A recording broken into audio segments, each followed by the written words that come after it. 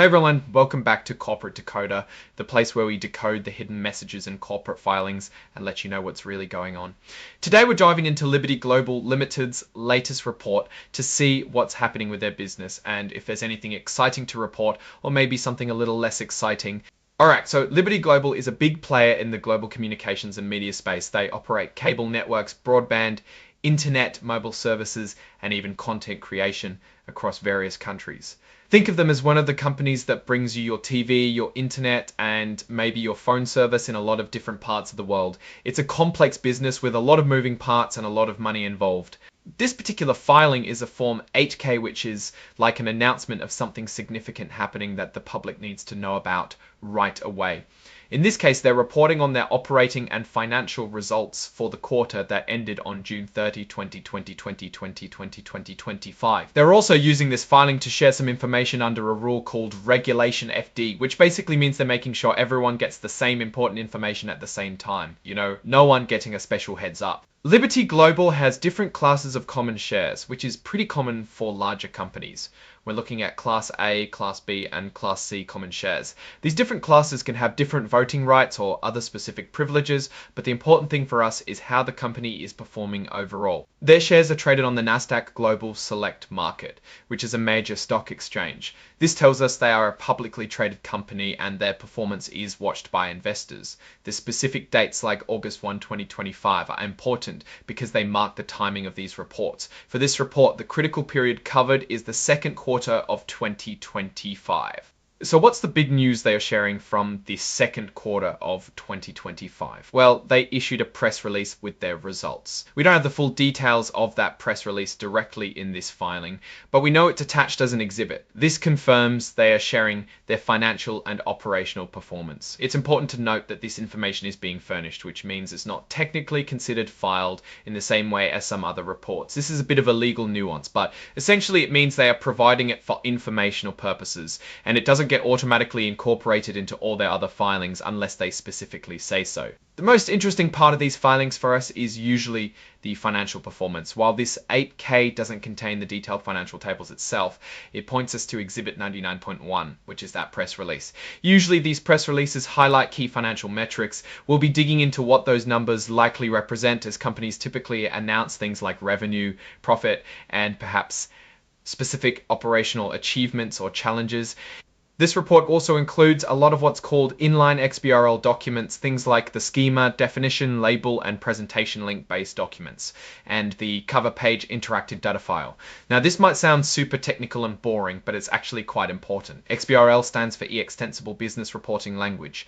Think of it as a standardized way for companies to tag their financial data so that computers and software can easily read, understand, and analyze it.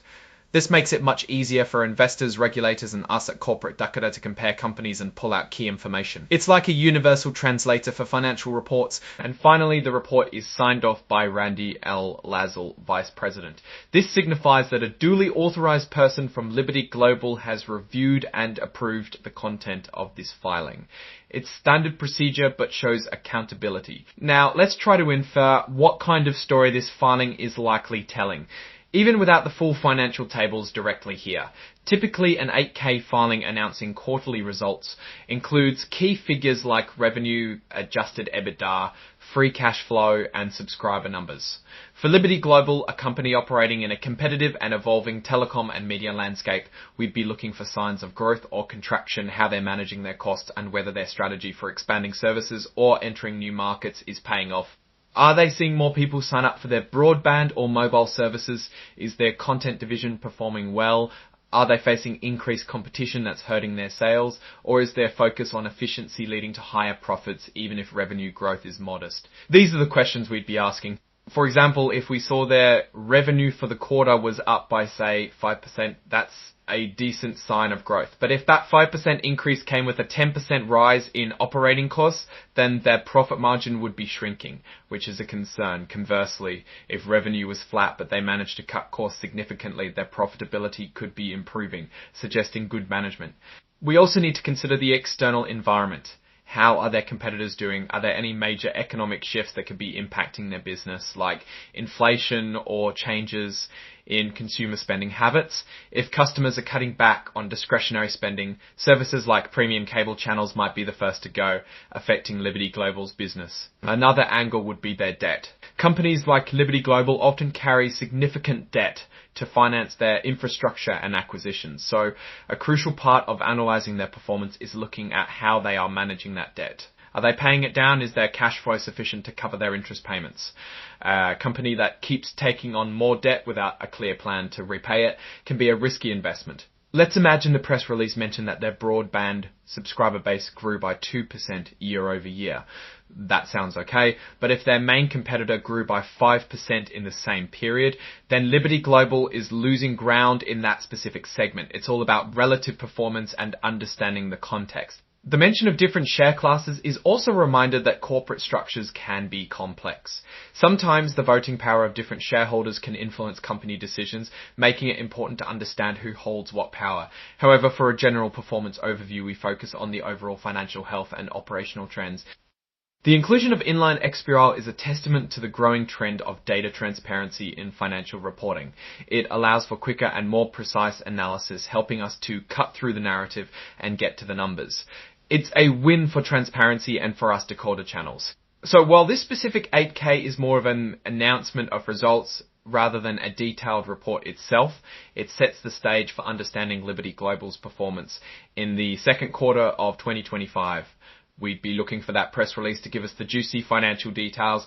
Now, looking at Liberty Global's overall operation and judging the general direction they are heading from, what we can generally infer their business model is focused on providing essential connectivity and media services. The strength here is that people always need internet and entertainment. The weakness can be that the market is highly competitive and capital intensive, meaning they need to constantly invest in their networks and content to stay ahead. A notable risk for a company like Liberty Global could be regulatory hurdles in different countries or the rapid pace of technological change, like the rise of streaming-only services that bypass traditional cable. An opportunity might lie in expanding their broadband infrastructure into underserved areas or leveraging their existing customer base to offer new services. In conclusion, this filing tells us that Liberty Global is actively reporting its financial status.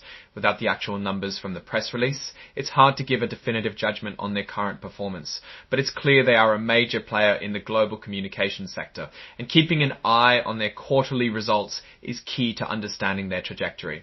What's your take on broadcast and internet service providers in general? Are they a stable investment, or are they facing too much disruption to be reliable? Let me know in the comments below. If you found this breakdown helpful, please give this video a thumbs up and consider subscribing to Corporate Decoder for more insights into the world of business and finance. And don't forget to join our Discord community, linked in the description, for more discussions like this. Thanks for watching, and I'll see you in the next one.